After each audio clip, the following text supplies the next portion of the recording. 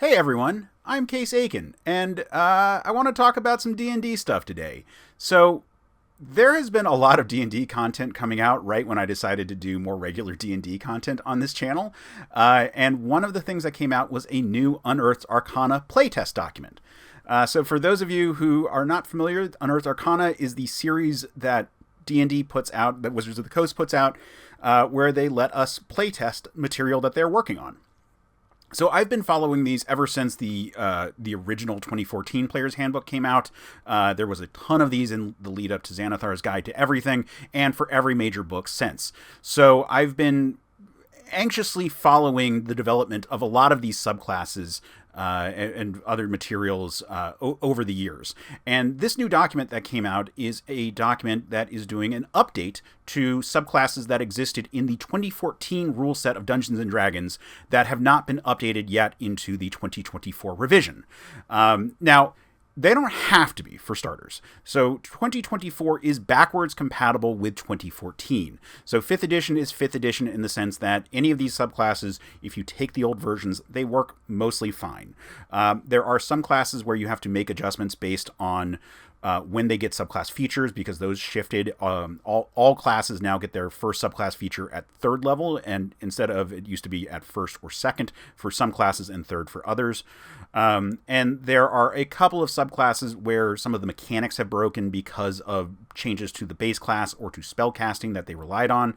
I'm thinking of the Circle of the Shepherd Druid, for example.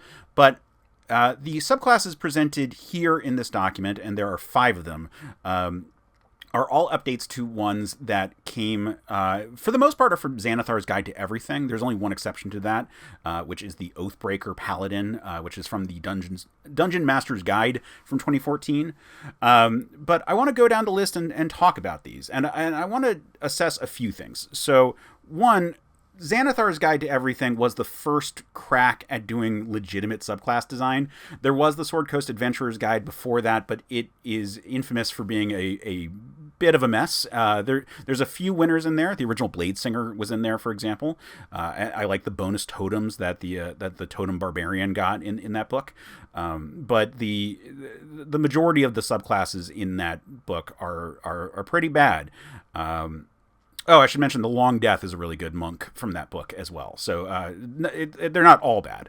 But yeah, if you're looking at the Battle Rager, which I recently did a rewrite for on my Patreon, if you're looking at the Purple Dragon Knight, which recently got updated into the Banneret and is better now, but it's still not amazing and was pretty bad in the original form. The Skag was not a worthwhile book. And Xanathar's has a lot of really good updates. You can see how the design language is starting to mature. It's where we started to get the really mature Ranger designs, and that allowed the class to be elevated beyond what was a fairly weak entry in the Player's Handbook. But the ones that are collected here are ones that were in need of updates. They were generally weak on the power curves, generally underplayed in terms of actual game use. And so let's take a look at these. And we're going to open with a couple of Barbarian subclasses. And first up is the Path of the Spiritual Guardian.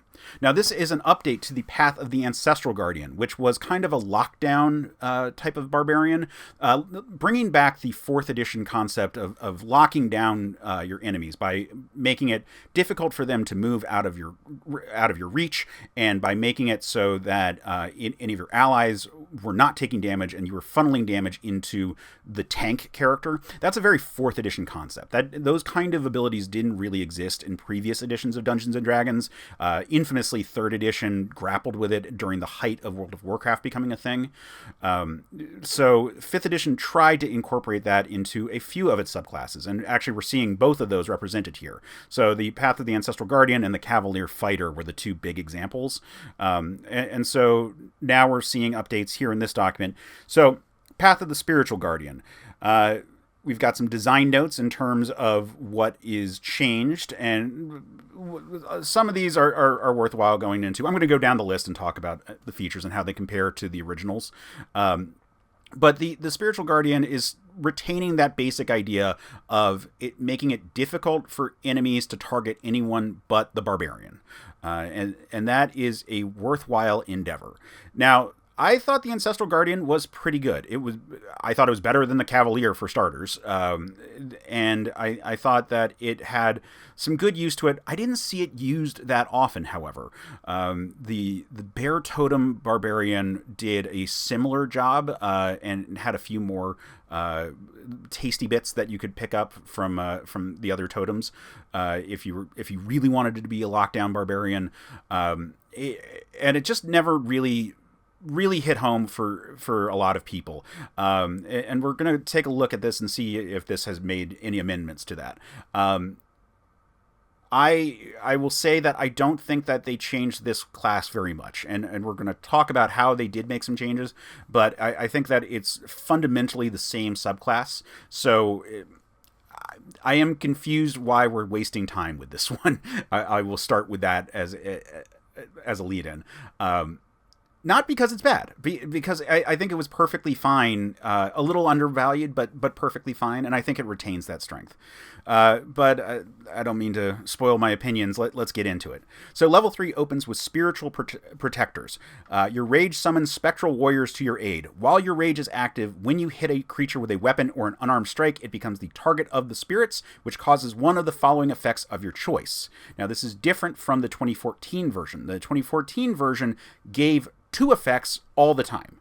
And those 2 effects are represented here. Distract. Until the start of your next turn, the target has disadvantage on attack rolls against targets other than you or another barbarian who has this feature. And then Protect. Until the end of the target's next turn, the next time it hits a creature other than you with an attack roll, that creature has resistance to the damage dealt by the attack. So both of those were features in the 2014 version of it. And I'll note actually that so the way it worked was both of them happened if you hit a particular enemy.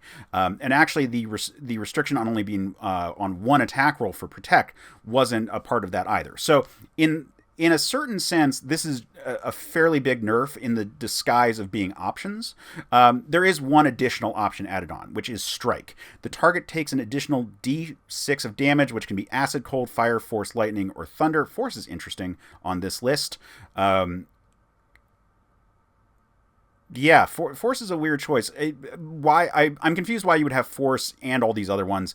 If it's supposed to be Spirits, Force makes enough sense, so why even bother having the rest? Or they could have made this Radiant or Necrotic and make that your choice. That would be equally reliable. Otherwise, Force is going to be pretty much the go-to in most circumstances, unless they have a vulnerability. And let's be clear, vulnerabilities are very rare in Dungeons & Dragons. So I think that this has the potential to be a buff. It certainly has more options. It has a nerf baked into it. So here's how this works out.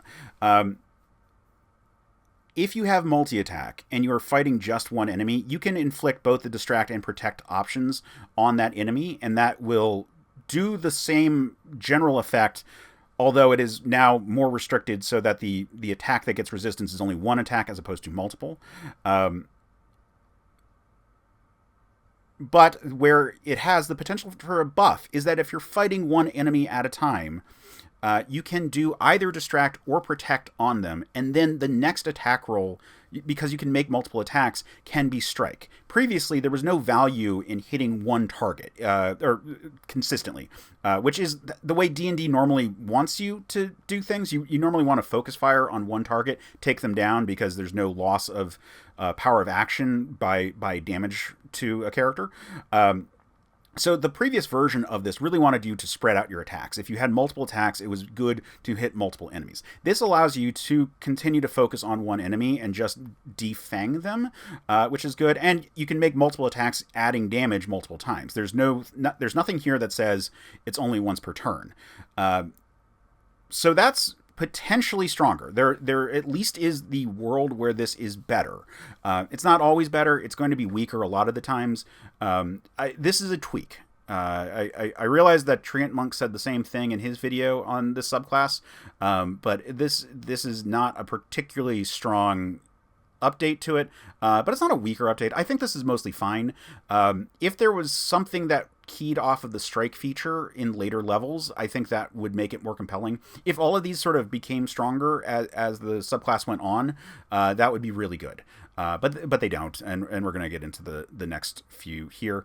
Next up is Spirit Shield. Your guardian spirits can provide supernatural protection to those you defend. While your rage is active, when another creature you can see within 30 feet of you takes damage, you can take a reaction to reduce that damage.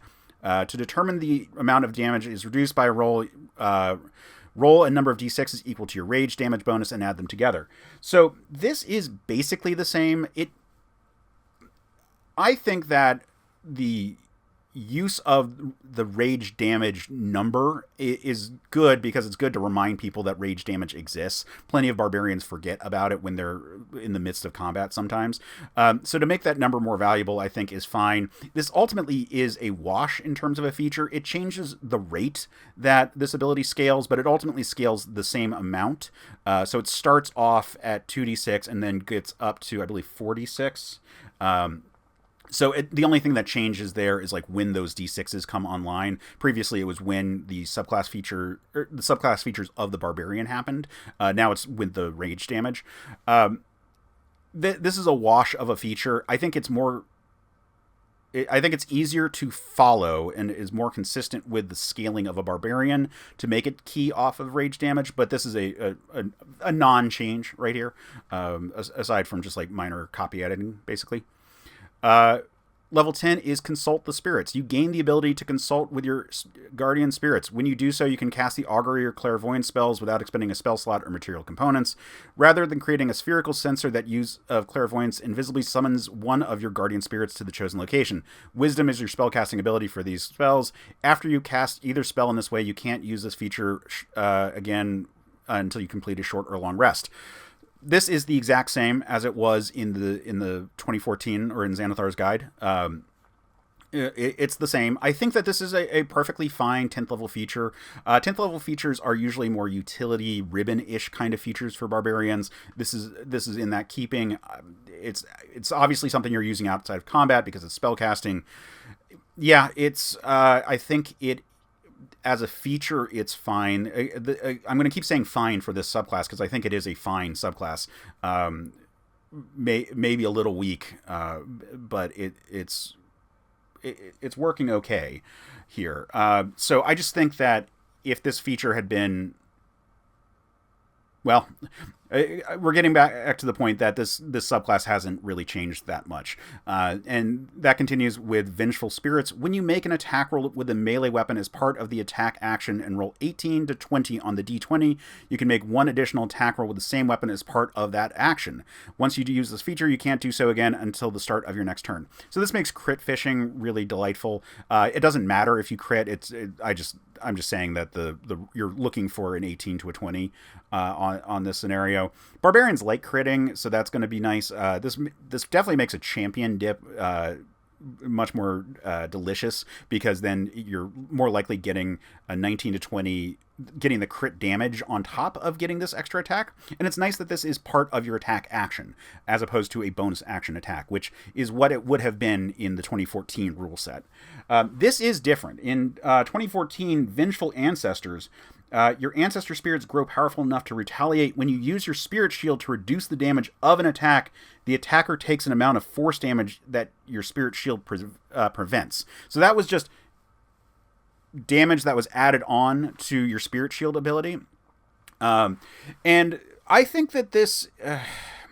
in one sense, by getting an extra attack, this is a scaling of your Spiritual Protector's ability. But you're able to either do an extra d6 of damage, or you're able to do an extra effect from the list to if you're fighting multiple targets.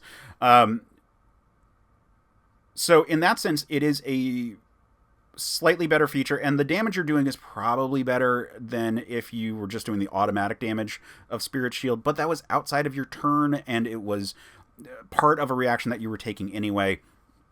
I think that this is a nice enough feature, but it's not dramatically better than the previous one that it's replacing.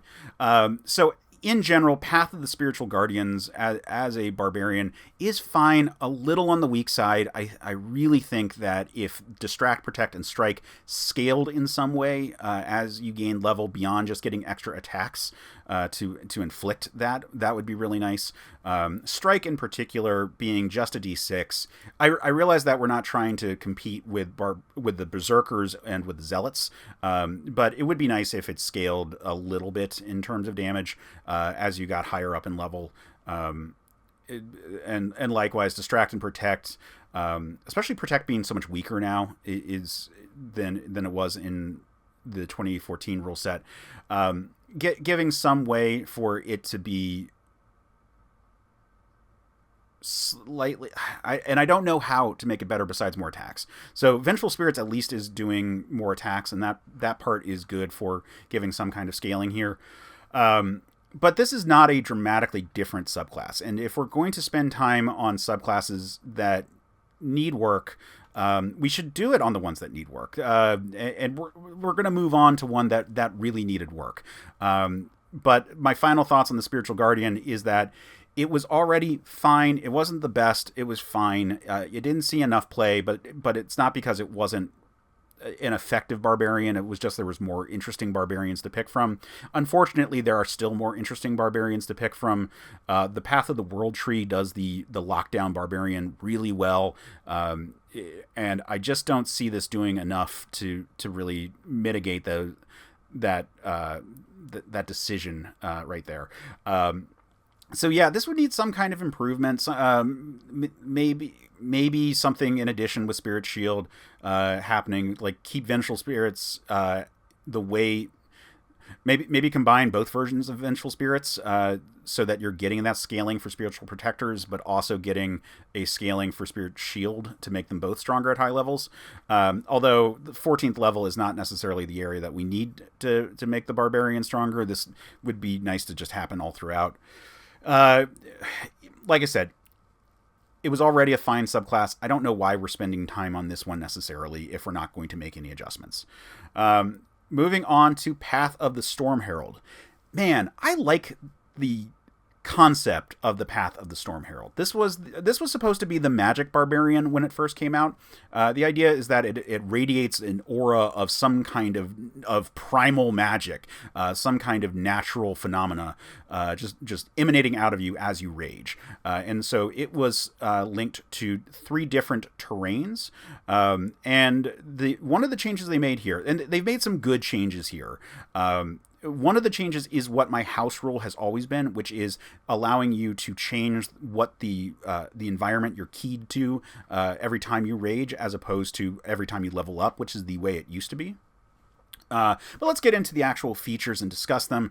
I think that I'm fairly disappointed with the updates, but we'll talk about them. So Storm Aura at level 3. Whenever you activate your rage, choose Desert, Sea, or Tundra. You extend an aura in a 10-foot emanation originating from yourself for the duration of your rage. Your aura has an effect that activates when you enter your rage, and you can activate the effect again on each of your turns as a bonus action. Your aura's effect depends on the chosen environment as detailed below. If your aura's effect requires a saving throw, the DC equals 8 plus your proficiency bonus plus your constitution modifier. Okay, so constitution's the key stat for these abilities, and it's using a bonus action for each of those. So consider what a bonus action should be valued at, for a barbarian especially. So looking at the 3 different types, we've got Desert. When this effect is activated, roll a number of d4s equal to your rage damage bonus and add them together. Each creature in the aura must succeed on a dexterity saving throw or take fire damage equal to the number rolled. You can choose one creature you can see in your aura to automatically succeed on this saving throw. Okay, so this is getting back to my thoughts on, I think that the Barbarian Rage modifier is an important number that was overlooked too much in game design. It never made sense that the original version, which had just a flat amount of damage, was just a scaling amount of damage that was roughly the same as the Rage bonus, but not used the same. It was a strange choice there. But the original version of the Desert was just a flat, it was a flat 2 damage, and then to all creatures in your aura. There was no way for them to avoid the damage. They just took it. And the damage scaled ultimately up to 6, so more than what your rage bonus could be ultimately at 20th level. So obviously the benefit here is if you're a barbarian surrounded by enemies, you can do a lot of damage here. I think that the increase to the damage is not a bad idea. Making it 2d4 and scaling up even further for a big area of effect that you can do every single turn is pretty good. And what I would say is that the fact that you make a dexterity saving throw and you just avoid the damage is frustrating. If this was you make the dexterity saving throw and you half the damage, then this would be at least consistent damage. Like the extra d4s would turn in, basically your halved damage would be what the flat minimum was as you go up in terms of numbers here. So 2d4s, if you make the save, 2d4 is roughly 5 damage. So if you make the save, it would cut you down to 2. So that would keep the damage consistent. It does give you the option for making someone immune to it, but I think that you could have just negated the effect on one person and not said they automatically succeed on the saving throw. I just really think that this should just be automatic damage, no matter what. And the addition of a dexterity saving throw is just going to make this a much slower class feature to use for a lot of characters. And the fact that it's such little damage is going to make it fairly frustrating to use. This is not a significant buff. It's not a significant increase to the amount of damage. It's better damage, but with that saving throw, it just keeps this from being a worthwhile feature. And it sucks because I love the idea of a barbarian just radiating out fire. That's really cool. But it's always been a good idea, and it's just been it was a little too weak in the Xanathar's guide version, and it remains too weak in this playtest. And actually, I would argue that this is a nerf. Even if the potential damage is higher, the actual damage that you are rendering because of so many things making the saving throw is just going to, this is a nerf.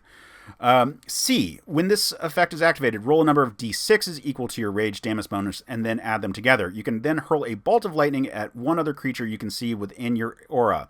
The target must make a dexterity saving throw, taking lightning damage equal to the number rolled on a failed save, or half as much damage on a successful one. Comparing that with the version from Xanathar's, that one was basically the same. It just started with just 1d6, and scaled up to 46. So this is already better, and it scales with your rage bonus. So that part stays. It starts better, and it ends the same. I think this is too weak. So this is a bonus action. This should be the equivalent of a bonus action attack. And I think that 2d6 just by itself at third level is not a substantial amount, and the fact that they can make the saving throw is sort of annoying. I'm fine with it being a saving throw. But I think that it should also add your Constitution modifier to the damage. I think that would make this a worthwhile ability, because then it would be effectively like a bonus action attack that you're making.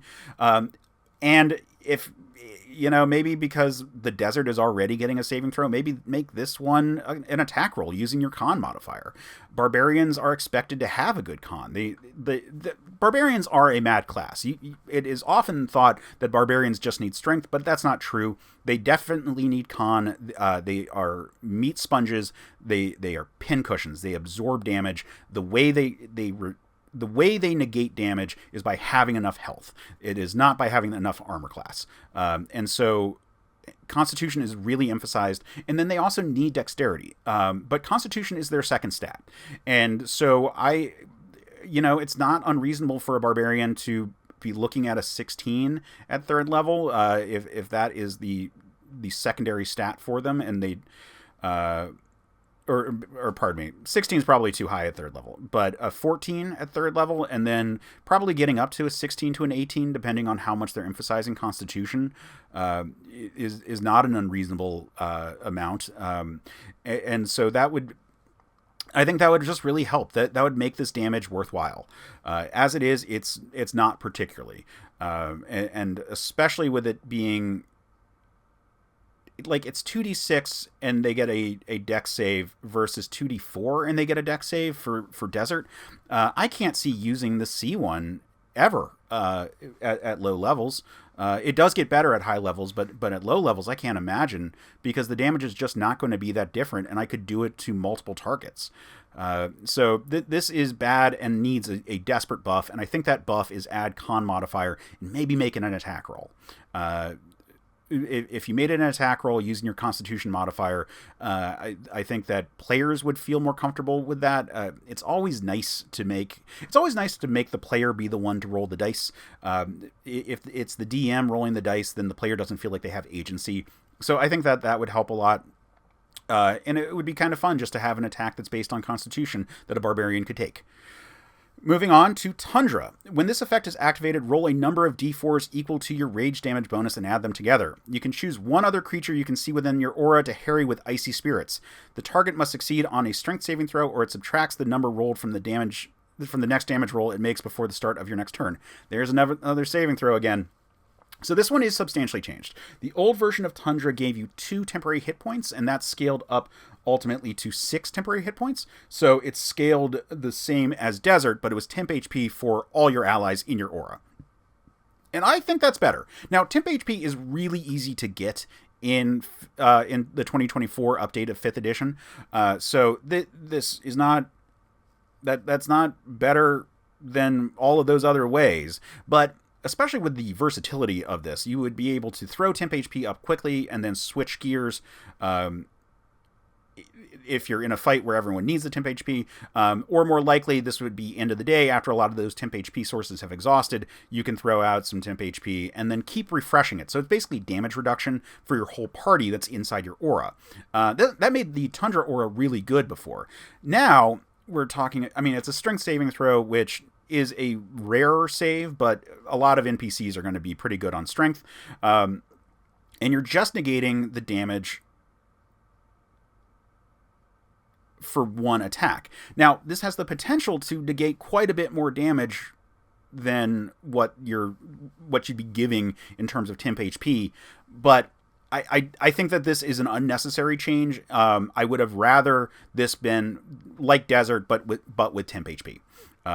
Making it be another saving throw, making it be all this. I mean, it makes more sense for Tundra to be a debuff for an enemy as opposed to a temporary HP buff. I mean, I almost feel like the old Tundra should be split up into a new terrain like Oasis or something like that, where you could do the temp HP and then have this sort of debuff, which I would make a bit stronger than what we're getting here.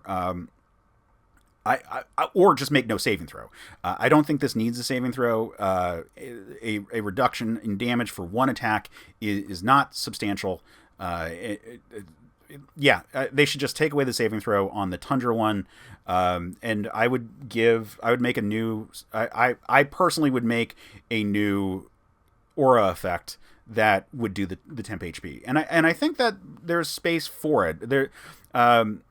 I mean, if you look at like Circle of the Land, there's certainly different terrains that would make sense. Like you could easily have a more nurturing kind of natural environment that a barbarian could channel from that is more enriching, and that would have been, perfectly nice. I get that there's a desert storm, a sea storm, and a tundra, but a healing rain kind of effect for like a rainforest or something would be in keeping with the natural buff that the subclass is doing, and with the sort of vibe that barbarians have. So right off the bat, this is a nerf on like all of these. I would say are nerfs they're not all nerfs per se. C is better at low levels and stays the same at higher levels, but was not good to begin with. Desert was bad, but I think got nerfed, and I would say that Tundra got nerfed here. So yeah, this is a nerf to their third level features, and this was considered one of the weaker Barbarian subclasses. Moving on to Storm Soul. The Storm grants you benefits even when your aura isn't active. The benefits are based on the environment you chose for your Storm aura the last time you entered your rage. This is accommodating the fact that you can now switch every time you rage. And this means that you actually can switch just by burning a rage what you have attuned to if you need it. So there's some good stuff in here. I like the 6th level feature. So Desert, you gain resistance to fire damage. As a magic action, you can touch a flammable object that isn't being worn or carried by anyone and start it to burning. So you can burn a thing that is an inanimate object. Cool. That's a very ribbon thing, but the fire damage is nice. C, you gain resistance to lightning damage, and you can breathe underwater. You also gain a swim speed equal to your speed. Okay, that's also nice. And then Tundra, you gain resistance to cold damage. As a magic action, you can touch water and turn a 5-foot cube of it into ice, which melts after 1 minute. This action fails if a creature is in the cube. So these are all the same. The only thing that is different is Tundra used to allow you to not get... you didn't have to suffer the effects of extreme cold, which probably they removed because there's... I don't know. I'm not sure if there's a rule change that makes that less applicable, but I think both Desert and Tundra would benefit from having that rider effect listed in there for extreme heat and extreme cold. That I think would be consistent with the swim speed for... And breathing underwater for C. As it is, C is the best of these three in terms of the utility for it. I could obviously see this in any water campaign. You would love to grab swim speed equal to your speed, which is a small buff because it used to be just 30 feet, and barbarians are faster than 30 feet at 6th level. So that's a small buff there. Everything else is about the same with a minor nerf, not one that I would really consider very impactful, but a minor nerf there. So I would say that this is a wash for the previous level 6 feature, except the fact that you can change it every time you rage, and that part is a big buff here. So this part is much better. It's no different, it's no different as a feature, but because you can change it, that modularity makes it a lot better. Shielding Storm at level 10, you can use your mastery of the storm to protect others. Each creature of your choice within your Storm aura has the damage resistance you have from the Storm Soul feature. Okay, that's really nice. That was always the thing that's the same as it was in Xanathar's. You just extend your resistance to everyone in the aura. Now, this used to be a huge thing for the Desert aura because it meant that all of your allies gained resistance to the pitiful damage you were putting out. And that was a way of making it less of an annoyance to your allies that you were just burning up your enemies. So that is the same. It's the same. This is keeping up with the question of why are we making a subclass that is the same as the subclass that was previously printed. But moving on to Raging Storm. The power of the storm you channel grows mightier, lashing out at your foes. The effect is based on the environment you chose for your Storm aura. Once per turn, when a creature you can see fails its saving throw against your Storm aura effect, you can cause it to start burning for 1 minute or until your rage ends. Now, burning is its own condition. It is listed in the rules glossary as burning hazard, and if you're burning, you take 1d4 damage, and you can go prone to put out the burning condition. So the creature takes burning damage, and they take an additional d4. So it's actually 2d4 damage at the start of each of its turns. Now, I would say that this is a buff over what was in Xanathar's. In Xanathar's, immediately after a creature in your aura hits you with an attack, you can use your reaction to force that creature to make a dexterity saving throw. On a failed save, the creature takes fire damage equal to half your barbarian level. So right up here, this is actually not that different in terms of damage at low levels. This is a 14th level feature, so it was as a reaction you could give them 7 fire damage. 2d4 maxes out at 8 fire damage, and this is going to be for multiple turns. So this is actually, I think, quite a bit better. It also doesn't seem to be restricted by how many creatures. You can do it once per turn, but you could do this to multiple creatures within your aura. So that I like this as an update. It's a little bit more just static damage going on round over round, and I could see that being nice. And the fact that this doesn't cost your action economy is very good. So that's a buff right there. If Desert wasn't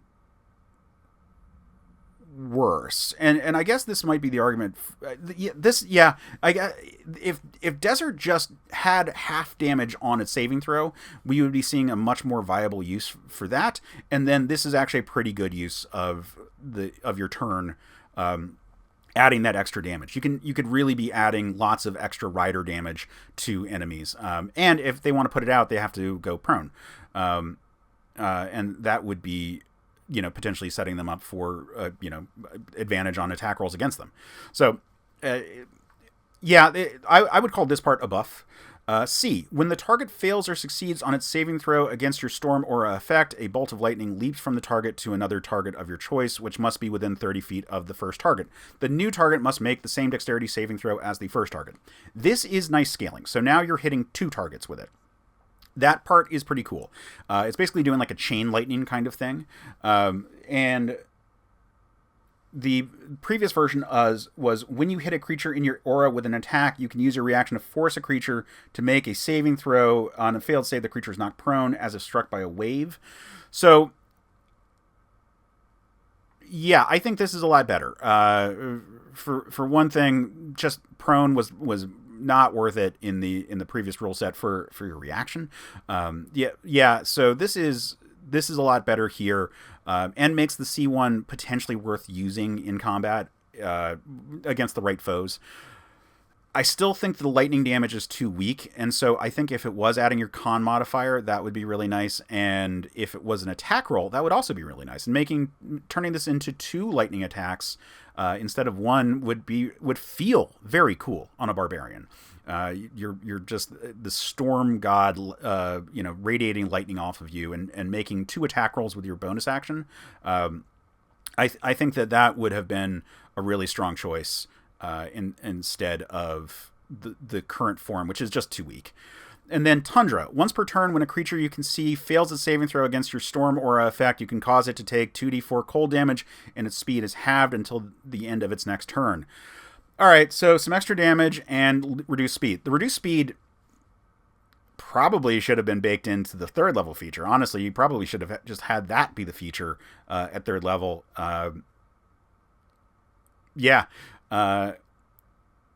And just made that a general effect for any of your enemies. Once per turn, when you hit a creature you can see, or when a creature you can see fails a saving throw against your Storm Aura. I hate that there's a saving throw here.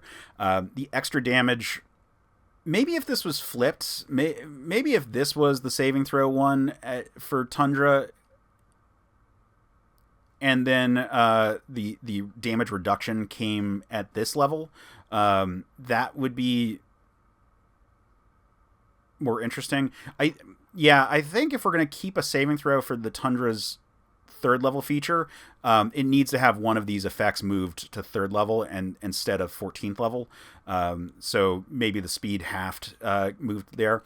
And I still think like something like an Oasis terrain would be really good here. For comparison, so whenever in 2014, whenever the effect of your Storm Aura is activated, you can choose 1 creature you can see in the aura. That creature must succeed on a saving throw, or its speed is reduced to 0 until the start of your next turn, as Magical Frost covers it. So this, you also could have just had the saving throw work that way. That I think was a perfectly fine feature. It wouldn't work with like the Oasis kind of vibe. I would think you would do something else that was sort of helping maybe partial cover at high levels for them, and then maybe for the resistance. Maybe thunder damage if it was more like a rainstorm kind of thing.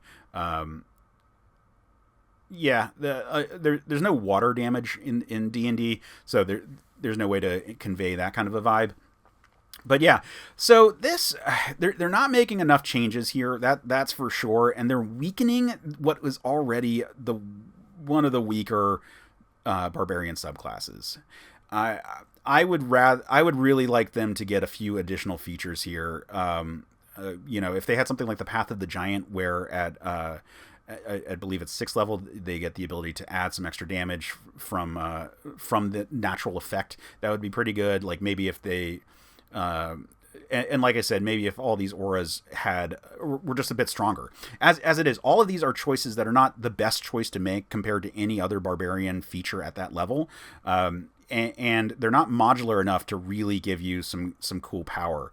Maybe if the Storm one was allowed you to fly or something like that, or not the Storm one, the Oasis one allowed you to fly or something like that, similar to the way the Eagle Totem, or whatever the high level Wild Heart option is now, the bird option that lets you fly at 14th level.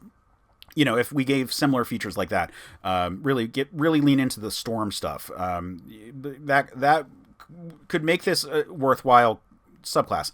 As it is, this is mostly a nerf to a subclass that was already too weak and not doing enough different to justify reprinting it in an Unearthed Arcana. Now, being in a playtest is all well and good, and the fact that we're reevaluating without making substantial changes isn't the end of the world by itself. It was just a subclass that didn't hit the mark when it was published in Xanathars, and so now we're still seeing how it didn't hit the mark, and now is the time for us to have a conversation about how to make it better in a way that will substantively make it a worthwhile barbarian option. But let's move on. So next up is the Cavalier Fighter. The Cavalier Fighter I have seen in play a little bit, and this gets into the interesting thing about fighter subclasses. So when this was being playtested, they were playtesting 2 subclasses. One was called the Cavalier, that did not look very similar to this in terms of abilities, and then there was one called the Knight. And the Knight looked very similar to this, except it used superiority dice as its mechanic, and there was a big outcry against using it because it just felt like it was doing the same thing as the Battlemaster. And this gets into the thing about a lot of fighters, which is, could you just make this with a Battlemaster? Like the Cavalier as a concept, well, the Cavalier as a concept should be a mounted character for starters. But the actual subclass that we got in Xanathars was the Lockdown Fighter. And most of its abilities could have been replicated by superiority dice and the correct maneuver choices. So it made little sense to pick a Cavalier because the Battlemaster was better and its saving throws were keyed off of stats that you cared better about. But a Cavalier could be viable in the right circumstance because it was good for a very strong, very con-heavy fighter that was intended to wear a lot of armor. It had a bit of a ribbon based on having a mount. We're going to talk about that in a second, but that was the idea for it. It wasn't as good as the Ancestral Guardian at doing the lockdown stuff, although it had some separate features. There were reasons to multi-class the 2 of them, even though there were overlapping features. So that, there's that. Let's get into it. So they get a bonus proficiency at level 3. You can choose Animal Handling, History, Insight, Performance, or Persuasion. I think they want you to take Animal Handling, but really it could be anything. Animal Handling because of the next feature, which is Born to the Saddle. You have advantage on saving throws to avoid falling off your mount. If you fall off your mount and descend no more than 10 feet, you can land on your feet if you don't have the incapacitated condition. In addition, mounting or dismounting a creature costs you only 5 feet of movement rather than half your speed. So that 5 feet of movement almost doesn't matter. And the falling off your mount is really if your mount dies. That's the biggest thing. Your mount's going to die pretty frequently. This is not getting a bonus mount. Unlike almost every version of the Cavalier I've seen in every other role-playing game, especially in 3rd edition and then in Pathfinder. Pathfinder had a lovely Cavalier. It was similar in concept, although the way that it worked was more about challenging an individual target and having sort of a duel with them. But it got a scaling mount that scaled akin to a Druid mount, which would be roughly equivalent to a a Beastmaster Ranger. So it's a thing I miss, and we'll talk about that in a moment. The big level 3 feature, because these first two are just ribbons, is Unwavering Mark. You can menace your foes, foiling their attacks and punishing them for harming others. When you hit a creature with a melee weapon, you can mark the creature until the end of your next turn. This effect ends early if you have the incapacitated condition, you die, or someone else marks the creature. While it is within 5 feet of you, a creature marked by you has disadvantage on attack rolls against creatures other than you. In addition, if a creature marked by you hits a creature other than you with an attack roll, you have advantage on attack rolls against that creature until the end of your next turn. So this is fairly similar. The first two features were just the exact same. This is fairly similar to the version that was in Xanathar's, except the version in Xanathar's you were restricted to a number of times per day equal to your strength modifier. And that reset on a long rest, which was dumb. And also the fact that it had limited uses was dumb. The big thing was that it used to give you a special bonus action attack that you could take, which was gave you a little bit of a damage spike and sort of punish the enemy for hitting someone else. This just gives you advantage on all attack rolls against that enemy. I think this is cleaner. I think this is a better choice. It has less spike potential, but the fact that it doesn't require you to track a usage makes a lot of sense. This makes this ability way better. Not necessarily the best, but way better than it used to be in that regard, even though it has less of a high ceiling in terms of potential.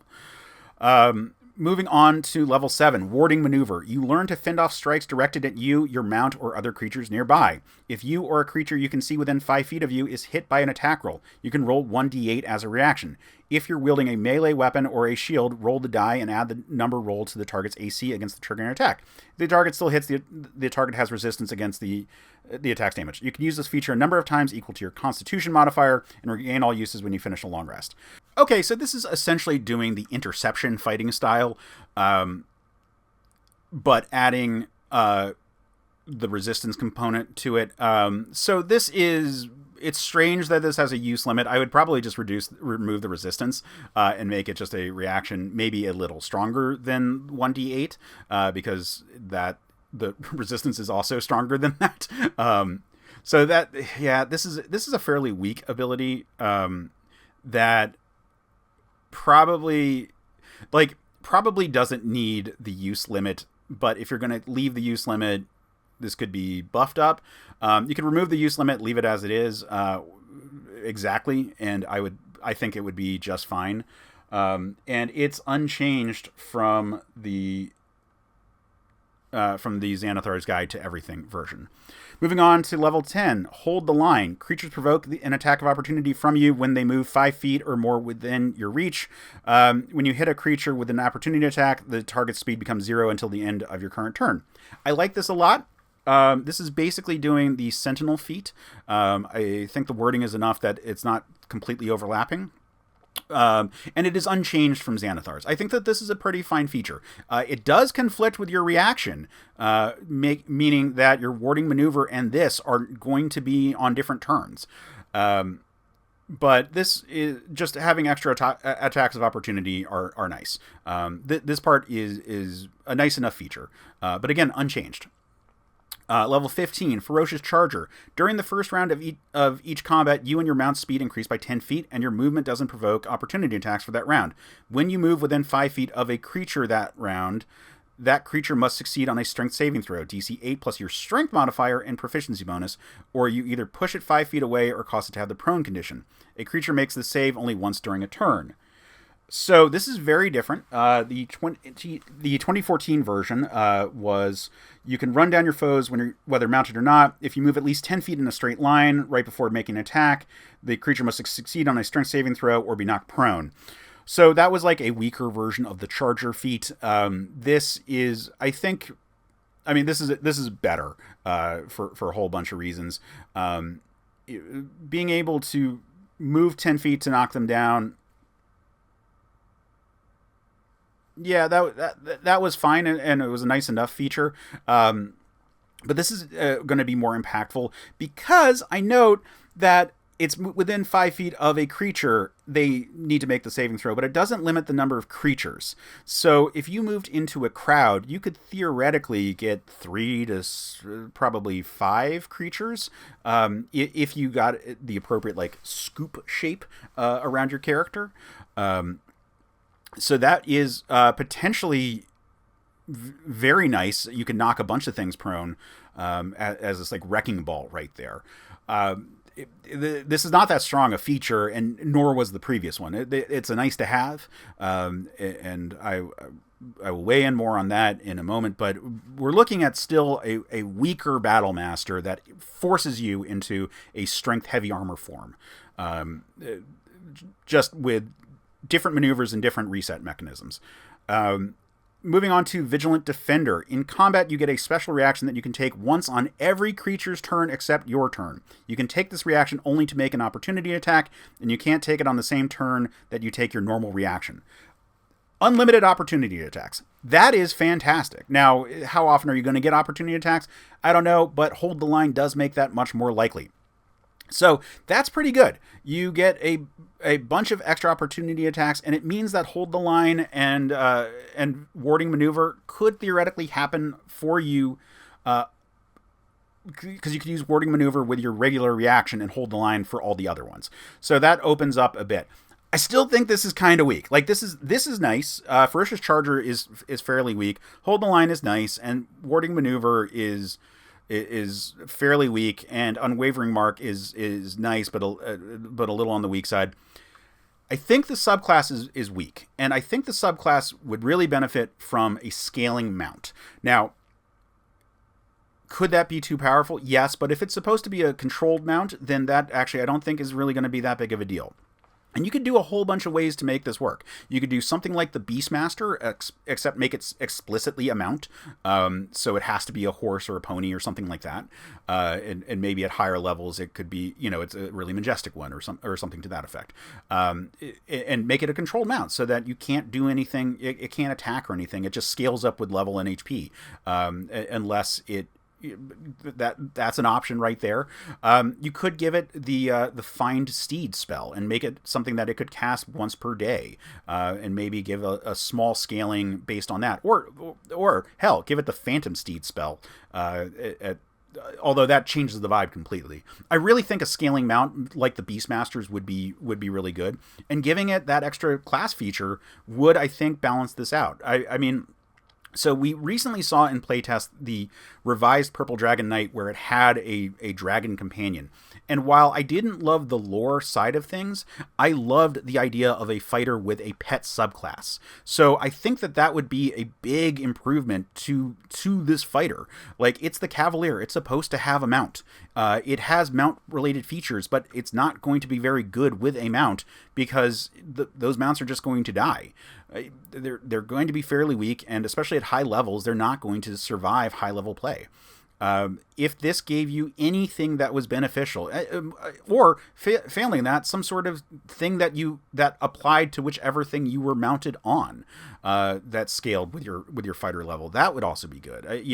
There's all kinds of things that you could link up to fighter features that wouldn't really imbalance the rest of the game. If you linked it to your second wind, that would be helpful there. Just a bunch of features you could loop in into the core Cavalier and keep all of this, keep all of this, but just add that scaling mount feature, and it would really make a difference for the Cavalier and make it something that people would want to play, and not just a battle master that people could do better without. Next up is the Warrior of Intoxication Monk, and this is an update of the Way of the Drunken Master. I think the Way of the Drunken Master was a better name. I think Warrior of Drunken Master is fine.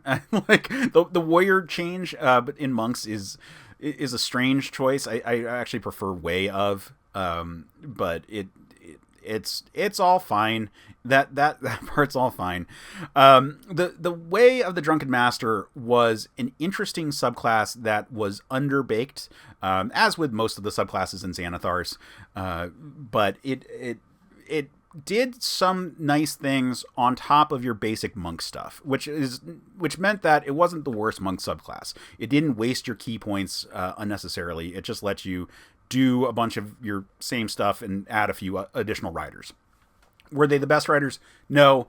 But let's take a look at this. They have made some changes here, and that's going to be useful for the discussion of these.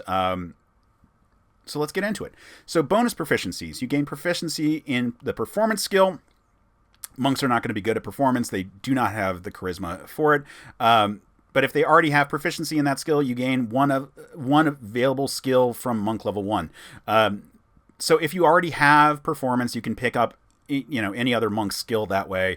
That should just be baked into the game. That should just happen if you gain a proficiency that you already have.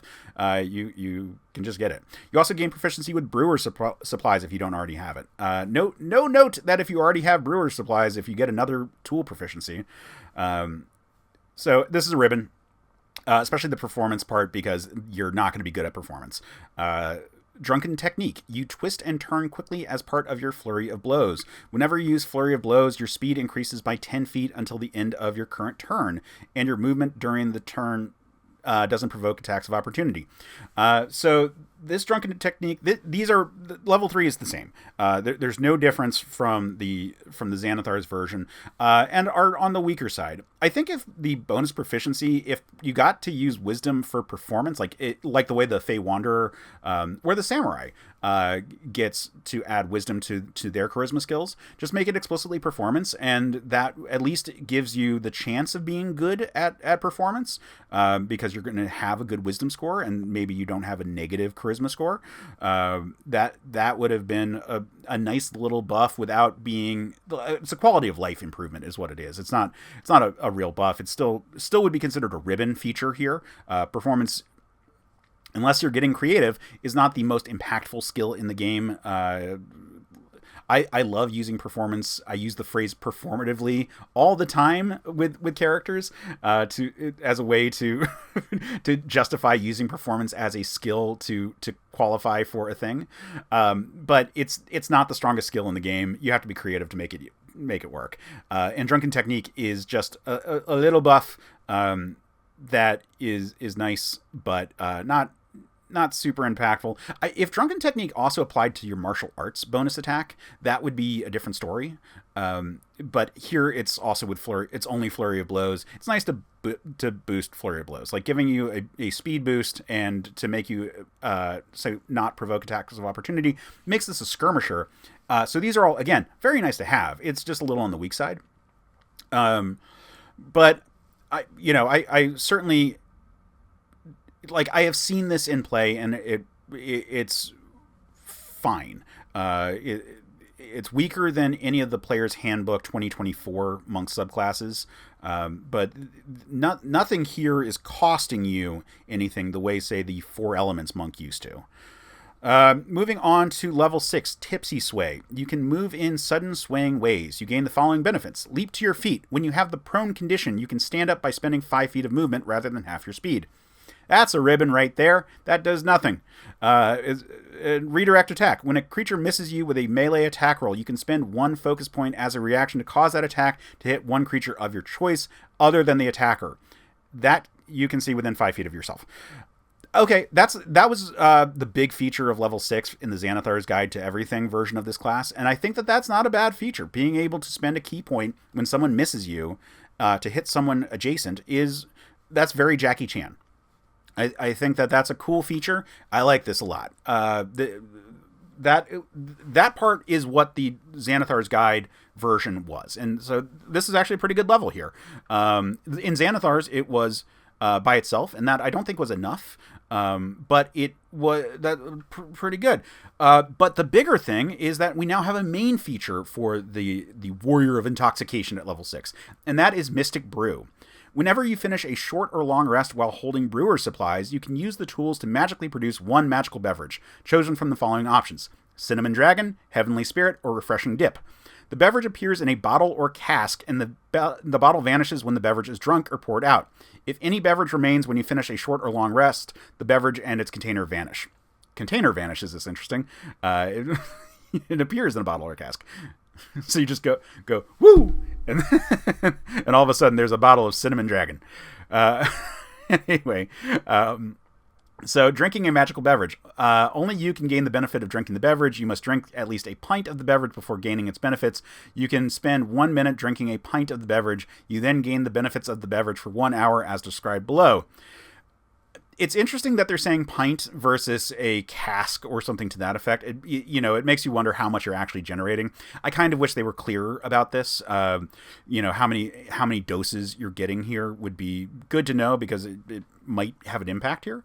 And then you get Cinnamon Dragon. You can take a magic action to exhale toxic flames in a 30-foot cone. This is like Burning Hands, basically. Each creature makes a dexterity saving throw equal to your wisdom modifier, plus DC8, plus proficiency. On a failed save, a creature takes fire damage equal to 4 rolls of your martial arts die and has the poison condition until the end of its next turn. On a successful save, the creature takes only half as much damage. Like I said, very Burning Hands, except it's poisoned. And I like this quite a bit. Monks are now less reliant on their attack action than they were in 2014. Now that Martial Arts and Flurry of Blows doesn't require you to take the attack action to trigger, you could do this and take a Martial Arts bonus action attack, or you could Flurry coming off of this. And so you could still be making multiple attacks. So in the right circumstance, this is a nice ability to have. The fact that this is a modular, you can pick a Burning Hands thing. Burning Hands is not a great spell, and making it poison is not doing a lot to make it better. But there will definitely be times where this is worthwhile, just not all the time. And if you are able to anticipate when those times happen, that could be really impactful. Heavenly Spirit. You gain resistance to psychic and radiant damage. Okay, that's pretty dope. Resistance to... Neither of those are the biggest damage types, although you do know when you're going to be facing those. Like, if you know you're facing Mind Flayers, take a sip of this and you'll be good. Radiant is going to be less frequent. Evil campaigns, if you're fighting Aasimar, notwithstanding. But yeah, that's pretty good right there. And Refreshing Dip. When you regain hit points, you regain additional hit points equal to a roll of your martial arts die. So that makes you a lot more durable. If something is casting Healing Word on you, you're getting an extra martial arts die every single time. Anything that has small amounts of healing over time is going to be really good. That's not bad. It certainly will. It's certainly helpful in making this work. And then enhancing a magical beverage. When you create a magical beverage, you can expend 1 focus point. When you do so, the benefit's duration extends to 8 hours. So you could theoretically have this up and running pretty much all day for 1 focus point. That's not terrible. So 1 hour versus 8 hours. Yeah, that's pretty good. Regardless, I like these. These are nice little options to have. This is a much better way of doing some of the magical effects that we've been talking about in like the Tattooed Monk or in the now abandoned 4 Elements Monk. This is a nice feature right here. I between this and the Tipsy Sway ability, I like this level 6. This is very nice. Master Brewer at level 11. You learn more complex flavors. The following beverages are added to your Mystic Brew options. Okay. Blue Lightning. Whenever you take a reaction that isn't making an opportunity attack or casting a spell, you can make 1 armed strike as part of that reaction. There are lots of reasons that you're going to take reactions with a monk. Their ability now to deflect attacks and deflect energy at higher levels is going to be pretty consistent. So that's a good way to consistently get that going. This makes you much more dangerous if you're in a tankier kind of role. Drunkard's Luck. You gain Heroic Inspiration if you don't already have it. In addition, you can give yourself Heroic Inspiration when you roll initiative without it. This is interesting because you can just have inspiration. You just get inspiration when you drink this, and then if you've used it, anytime you roll initiative, you just get Heroic Inspiration. Heroic Inspiration is pretty good. Heroic Inspiration is a reroll of a d20 now. It used to be it gave you an advantage. Now it's a reroll of a d20 when you fail. So you could... That is very nice to have. you this does not this does prevent you from spending that inspiration on the initiative, because you have to roll initiative without it. So there's no way for you to game this to just have perpetual advantage, or rather inspiration in your cooler. But hey, inspiration is very nice, and there are plenty of features in the game about giving you inspiration consistently. And this one, especially if the amount you can make is more than just one usage of this, of the drink, that's pretty good. Now, comparing that, Drunkard's Luck was its own feature for 11th level in Xanathar's. So that was starting at 11th level. You always seem to get a lucky bounce at the right moment. When you make an ability check, an attack roll, or a saving throw and have disadvantage, you can spend 2 key points to cancel out that disadvantage. That was bad. So that's a bad feature that we've gotten rid of. This is the Drunkard's Luck feature having the same name. This is a much better feature right there. And Blue Lightning is great. I like this level 11. I am curious about the math on some of these, but I think that as this pool of options, this is really nice. And then 17, Intoxicated Frenzy. You make an overwhelming number of attacks against a group of enemies. When you use Flurry of Blows, you can make up to 3 additional unarmed strikes with it, up to a total of 6 unarmed strikes, provided that each strike targets a different creature this turn.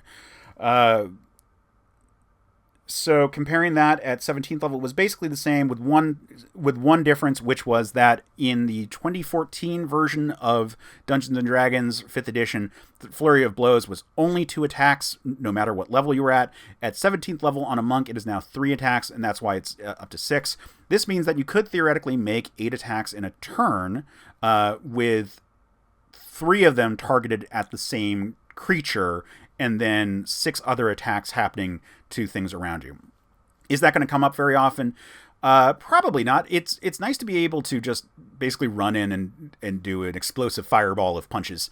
And the fact that this pairs with the 3rd level feature that gives you the bonus speed and the lack of opportunity attacks is nice.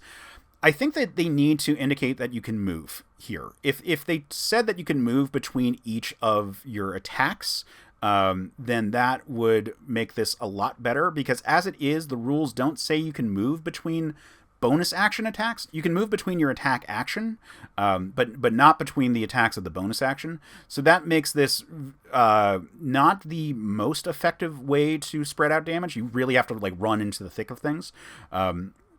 But you are no longer getting attacks of opportunity when you run back out, and you have that 10-foot bonus. So it does pair fairly well here. In general, I'm liking this. I think that if Mystic Brew came in, maybe I'll have a weaker option that comes online at 3rd level. I'm thinking that would make this a really nice class. I think that 3rd level is still a little weak. It's nice to have features, but they're not changing the way your monk is operating. Fortunately, monks are a lot better in 2024 now. But yeah, if we had just a weaker 3rd level feature for the Mystic Brew, and then and then 6th and then 11th just added new ones, I think this would be a really good subclass. And call it Warrior of the Drunken Master, because that's such a better name. Yeah, do that and add wisdom to performance checks. And I think we're in really good shape here. So moving on to the last subclass here. This one I think I'm going to have the least to say, because I, in general, am kind of a fan of the changes they made and what they did here, and got it pretty close, which is the Oathbreaker Paladin. So the Oathbreaker Paladin is 5th edition's concept for the Fallen Paladin, the Darth Vader to your Jedi Knight kind of concept. And so the Oathbreaker is you're playing whatever oath that you started off as, and with this, you've fallen, you've lost your oath powers, and you take on this much darker one.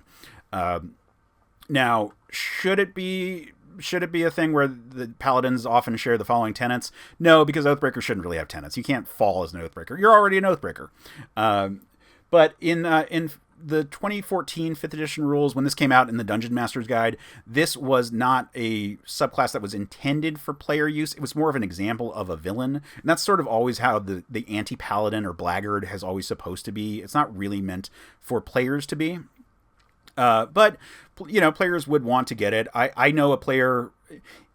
My first big 3rd edition game, we stalled out around level 15, and we keep meaning to pick it up again. And if we do, we want to convert to 5th edition. And there was a Bone Knight from Eberron in that game that I think that the Oathbreaker Paladin does a really good job of emulating the key abilities there. So let's look at what the original had versus what we're getting here. So first up, we get Conjure Undead. As a bonus action, you can expend 1 use of your Channel Divinity to summon a number of undead equal to half your Charisma modifier. Round up, minimum of 1 undead summon. Each undead appears in an unoccupied space you can see within 30 feet of you, and is the type of your choice, skeleton or zombie. The undead are under your control for 1 minute, after which they dissolve into ash. Each undead is an ally to you and your allies. In combat, they share your initiative, but go right after you. It obeys your verbal commands, no action required by you. And if you don't take any action, it'll do the dodge. Okay, so that's your Channel Divinity option right there.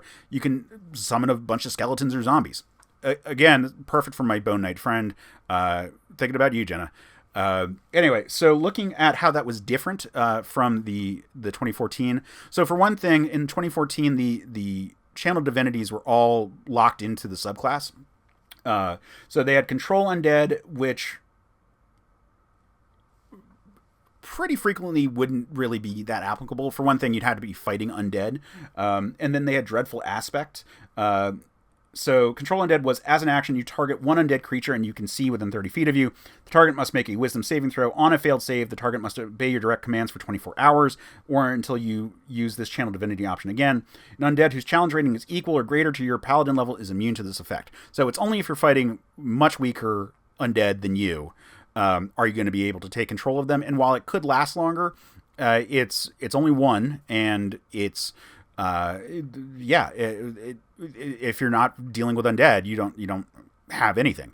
And the other aspect, Dreadful Aspect, as an action, you channel the darkest emotions and focus them into a burst of magical menace. Each creature of your choice within 30 feet of you must make a Wisdom saving throw if they can see you. On a failed save, the target is frightened of you for 1 minute. If a creature frightened by this effect ends a turn more than 30 feet away from you, it can attempt another Wisdom saving throw to end the effect. All right, so big fear burst. I think Conjure Undead is a pretty good thing here. And Dreadful Aspect is actually now its own separate thing. So that isn't even gone. So yeah, the Control Undead is... I would rather be able to just summon a pair to... You're probably getting 2 skeletons or zombies for the majority of your career. Maybe 1, but probably 2. And if you focus on Charisma, like if you do like a Shillelagh build or like a Blade Lock build... with this, then you could potentially be getting like, you're probably looking at 2. Yeah. So yeah, maybe at very high levels you could get 3, but 2 skeletons for a minute, in the middle of combat is just fine. And it's a bonus action. Meanwhile, Dreadful Aspect. Immediately after you cast Divine Smite, you can expend 1 use of your Channel Divinity to channel a burst of magical menace, each creature of your choice in a 30-foot emanation. So this is the Frightened, same exact thing. It just is keys off of your off of your Divine Smite, which is now a bonus action. So it used to be an action to do. This is now part of the same bonus action as smiting. I think this is fine and a good update. There, like the Path of the Genie. Or Oath of the Noble Genie, pardon me. Having a rider to your Divine Smite, I think, is good. I wouldn't mind if you could do this with every Smite spell and not just Divine Smite, just to keep those other Smites worthwhile. But you're only getting so many Channel Divinities, and you're always going to have Divine Smite for sure prepared at this level. So I can't argue with the logic. It's certainly simpler just to say Divine Smite, but as a fan of Searing Smite and some of the other Smite spells, it's unfortunate that they don't qualify for this ability. Moving on. Oathbreaker spells. Okay, so Paladins get a list of spells added to their prepared list. And this is a modification. So we get spells for all 5 levels of spellcasting that Paladins get. And I think that they make the right changes. I think that they adjust the list appropriately here. So the old list was Hellish Rebuke, Inflict Wounds, Crown of Madness, Darkness, Animate Dead, Bestow Curse, Blight, Confusion, Contagion, Dominate Person. Now it's Hellish Rebuke, Witch Bolt, Crown of Madness, Darkness, Fear, Summon Undead, Blight, Phantasmal Killer, Contagion, and Steelwind Strike. So I think that the changes here, Witch Bolt with Inflict, I think it's 6 of one, half a dozen of the other, because you're not going to cast either of them. Neither of these are good spells. Hellish Rebuke is nice, though, and I think a very appropriate one. Crown of Madness and Darkness are unchanged. Animate Dead and Bestow Curse are swapped out with Fear and Summon Undead. Bestow Curse being swapped with Fear, I probably would rather have Bestow Curse, especially with Dreadful Aspect being able to do the Frighten thing. But I think they're both viable spells. And Summon Undead is just a spell that didn't exist when the 2014 Oathbreaker came out. It's one of the updated summon spells from Tasha's Cauldron of Everything that was then ported over to the 2024 Player's Handbook. That is a spell that I... Like, in my D&D Beyond account, I have a custom version of Summon Undead that is specifically for the Oathbreaker Paladin. It was always a spell they should have had. And the exchange from that with the Animate Dead makes sense. Summon Undead, the summon spells are much better for gameplay, for player use to have, especially, than for the animate spells or the old conjuring spells. Those were nightmares on the action economy of the game.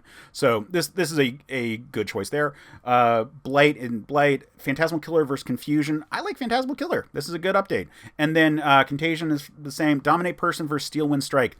Steelwind Strike is great. It's a really cool spell. It's doing like a Naruto style, bouncing around to multiple targets, doing a bunch of damage. That I think is great. I think it's really nice on a paladin to get that spell. I think that this is a pretty good list here. Level 7, this is actually the biggest change, I would say, for the subclass, at least in the most subtle way, which is Aura of Hate. When you, as well as any fiend or undead in your Aura of Protection that is an ally, hits a creature with a melee attack, that attack deals extra necrotic damage equal to your Charisma modifier. The old version didn't have the ally rider, and this made this a very dangerous subclass to play if you were fighting undead or fiends. Now, obviously, this is an evil character, or intended to be an evil character, so it's, you probably are going to be allies with most of the undead and fiends, but that's not for sure. And so if you were playing this, it used to be very dangerous for you to go up against those kind of foes. Now, this is just for your allies, and this makes it great. This is fantastic. Adding your Charisma to damage is awesome, especially when you're adding your Charisma to all your allies' damage too. So this is a fantastic ability right here. It was always a good ability that was just kind of dangerous. This is great. This makes the subclass fantastic. It really emphasizes charisma use. So I could see a Shillelagh build being very strong here. I think this is a great upgrade here, and super worthwhile. Supernatural Resistance at level 15. This got a small buff that has a big impact, which is you gain resistance to bludgeoning, piercing, and slashing damage. The old version used to have the rider that it was for non-magical weapons. That is generally gone in 2024. And that means that it is a slight buff because there's a lot more things that don't have magical, or that have magical weapons that are still doing those types of damage. A lot of the really powerful NPCs are doing force damage, though, to get around this. So it's good. It's not insane, but it's pretty good. Always on resistance, and this is always going to be useful to those damage types, is going to be pretty good. And these are the most common damage types in the game, especially from things that are going to be hitting you. So yeah, that is really good. And then level 20, Dreadlord. As a bonus action, you can imbue your Aura of Protection with an Unholy Gloom, granting the benefits for 10 minutes or until you end them. No action required. Once you use this feature, you can't use it again until you finish a long rest. You can also restore it by spending a 5th level spell slot. That's a newer style of design feature. So, Darkness. Magical darkness fills your Aura of Protection. You and your allies in your Aura of Protection can see within the magical darkness. Potentially, that's a huge offensive buff, but it is a specific kind of offensive buff. Fear. Whenever a creature with the Frightened condition starts its turn in your Aura of Protection, that creature takes 4d10 psychic damage. That does justify having Fear on the spell list a little bit more. It makes Dreadful Aspect a lot better. And then Shadow Strike. As a bonus action, you can make a melee spell attack, shaping the gloom exuding from you into a blade that targets one creature in your Aura of Protection. On a hit, the attack deals necrotic damage equal to 3d10 plus your Charisma modifier. So This is a bonus action attack that is a melee spell attack using your charisma. This is the exact kind of thing that I'm talking about. Should have been the lightning damage for the Stormherald Barbarian. This is 3d10 plus charisma. Yeah, that's just a nice bonus action hit that you're doing. Not every turn, because you're going to want to use your divine smite every now and then. But it's a nice extra attack that you get. Now compare that with the old 20th level, which was as an action. So as an action versus as a bonus action, surround yourself with an aura of gloom that lasts for 1 minute. This is now 10 minutes, so it actually can do more than one combat. The aura reduces any bright light, and whenever an enemy that is frightened by you starts its turn in the aura, it takes 40/10 psychic damage. Additionally, you and any creatures of your choice in the aura are draped in shadow. Creatures that rely on sight have a disadvantage on attack rolls against creatures draped in shadow. While the aura lasts, you can use your bonus action to cause the shadows to in the aura to attack one creature. So a lot of this is unchanged. The majority, the draped in shadow thing versus being in darkness, there are ways around magical darkness that aren't the draped in shadow negated. So things with like witch sight or true sight would have issues with the draped in shadow just because it was independent of how darkness functioned, whereas there are ways to get around darkness. So this is, in that regard, not as powerful. But it lasts a lot longer. The action economy is a lot better. This is a nice buff here, and I would say making this a codified subclass. This is a pretty good evil paladin subclass. It does a lot that I like. Is it better than the Oath of the Conquest? No, and that one's the better fear effect one. But I like this one a lot, and I don't have a lot of big notes for this one. I think lean into this. I would say this one is I would say push for this one to come through the way it is. I like this one a lot. Maybe tone down the fluff, because let's remember that this is a paladin that gave up its oath, and thus it doesn't matter what its tenets are. But I like this one overall. So in conclusion, the Path of the Spiritual Guardian, I don't see the point in printing it the way it did. It's too close to the Ancestral Guardian, which was okay. It probably could use a small buff, but doesn't need a huge one. I would say that if you're gonna comment on it, be like, it needs some buffs, but it's in pretty good shape, but doesn't need to be reprinted. It's not exciting. Path of the Stormherald needs to be reprinted and needs to be improved. I would really highly recommend solid buffs to all of its aura effects, and I would highly encourage them to add one additional aura effect that is the old version of the Tundra, at least the temporary HP part of it. So that, I think, would be a huge improvement there. Just the level 3 and level 14 features just aren't good enough. The Cavalier add an animal companion. They need a mount. They need a scaling mount. They need a mount as part of their class features, or a means of scaling a mount that they have in their possession. It doesn't matter which one you choose, but I think the way to go is they just need a mount. Everything else here is okay. Warding maneuver probably doesn't need to be constitution modifiers per long rest, but honestly, unwavering mark is the one that really didn't need to have use limits, and they got rid of that. So if you left this exactly the way it is, but gave it a scaling mount that was like the Beastmaster Beast Companion, then this would be fantastic. I would be really happy with this, and I would see a lot of people wanting to play it. It is an archetype that people really like. Having a mundane character with an animal companion is very cool, and I think Wizards needs to embrace that. Warrior of Intoxication is getting closer there. I think if the 3rd level had a weaker version of the Mystic Brew option available, then this would be a pretty exciting subclass in general. So just like a little bit more love here, and we're in a much better shape. And then Oathbreaker, I really like. I think that's the way to go. So that's my thoughts on this Unearthed Arcana. We've got a couple of weeks until the playtest feedback opens up. But in the meantime, let me double check the date.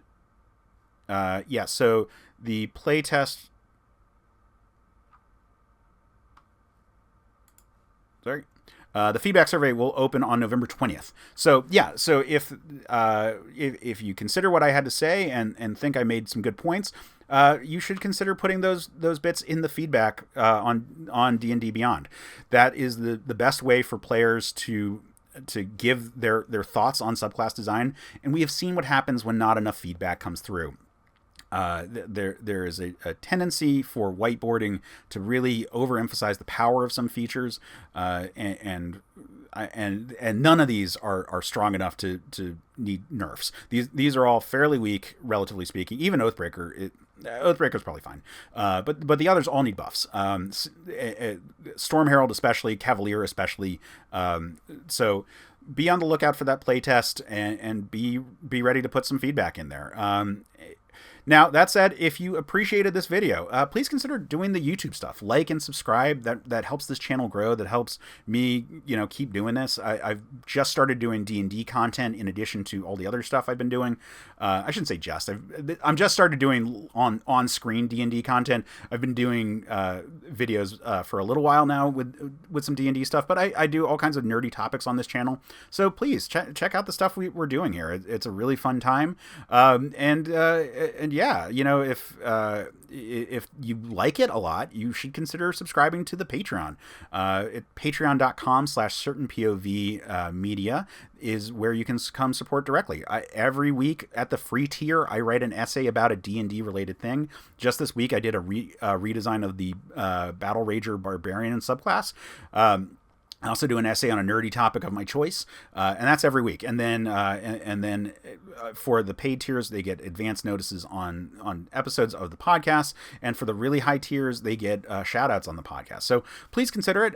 Would mean a ton. Yeah, I've got a baby on the way. So it's worth considering. I'd very much appreciate that, because that would help me justify continuing to do these once I am very, very tired. But otherwise, I hope you enjoyed this, and I hope you have a great week.